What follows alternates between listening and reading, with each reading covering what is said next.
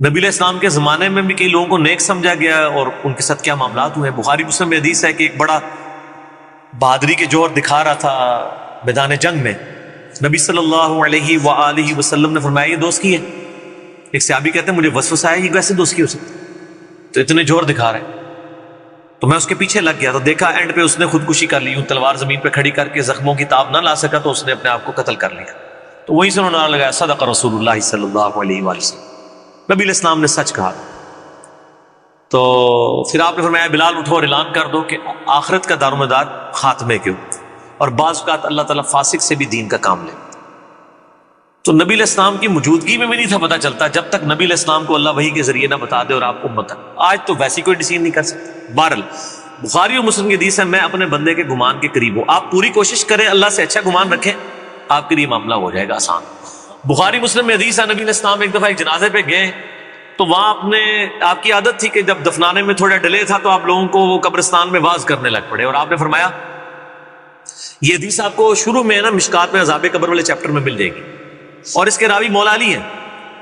وہ کہتے ہیں نبی علیہ السلام وہاں بیٹھے ہوئے تھے، آپ صلی اللہ علیہ وآلہ وسلم نے فرمایا جس کا تمہارے لیے جنت جس کی مقدر ہے وہ اللہ نے لکھ دی ہے، اس نے جنت میں ہی جانا ہے چاہے جو مرضی ہو جائے، اور جس کے لیے دوزخ لکھی جا چکی ہے اس نے دوزخ میں ہی جانا ہے چاہے جو مرضی ہو جائے۔ اب وہاں ہم بھی بیٹھے ہوتے تو ہم کہتے جو کوئی حضرت علی نے کہا، انہوں نے کہا یا رسول اللہ اگر یہ لکھا ہی ہوا ہے تو ہم کیوں اتنی مشقت اٹھا رہے ہیں، پھر ہم اپنے لکھے ہوئے پہ اعتماد نہ کر لیں۔ یہ میں نے مسئلہ تقدیر والے لیکچر میں یہ ساری حدیث کور کی ہے، مسئلہ 104 ABC میں 104 ABC میں آپ صلی اللہ علیہ وآلہ وسلم نے فرمایا کہ نہیں تم کوشش کرتے رہو، تم میں سے جو جنتی ہوگا اس کے لیے جنت والے کام آسان ہوتے جائیں گے، اور جو دوست کی ہوگا اس کے لیے دوست والے کام آسان ہوتے۔ اسیسمنٹ آپ دنیا میں کر سکتے ہیں، جو بندہ خوف خدا رکھتا ہے معاملات کو لے کے چلتا ہے، اسیسمنٹ ہے کہ وہ جنت کے راستے پہ اللہ نے اس کو چن لیا اور وہ چل رہا ہے۔ وثوق سے تو نہیں کہہ سکتے، کسی کے بارے میں بھی نہیں کہہ سکتے سوائے جن کو بائی نیم نبی علیہ السلام نے بشارت دے دی ہے، عشرہ مبشرہ کو یا اصحاب بدر کو یا اصحاب شجرہ کو اصحاب احد کو، وہ معاملہ علیحدہ ہے۔ بعد میں تو آپ کی ساری اسیسمنٹ ہے۔ قیامت دن آپ دیکھیں گے، وہ ڈاکٹر سرار صاحب اکثر فرمایا کرتے تھے کہ بڑے بڑی جماعتوں کے امیر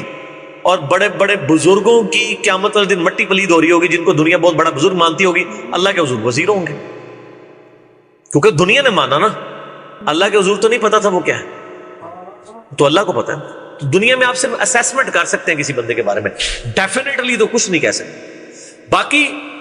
صحیح مسلم میں حدیث ہے کہ نبی علیہ السلام سے ایک صحابی نے کہا یا رسول اللہ صلی اللہ علیہ وسلم بعض کا انسان اچھا کام کرتا ہے تو انسان کو خوشی محسوس ہوتی ہے، تو آپ فرمائیں یہ اللہ کی طرف سے تائید ہے۔ برے کام کے اوپر دل کے اوپر بوجھ رہنا، اچھے کام کے اوپر خوشی کا اظہار،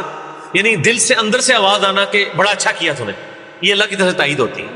کیونکہ مسلم شریف میں حدیث ہے ہر بندے کے ساتھ ایک شیطان اور ایک فرشتہ اٹیچ ہے، شیطان اس کو برائی کی طرف لگاتا ہے اور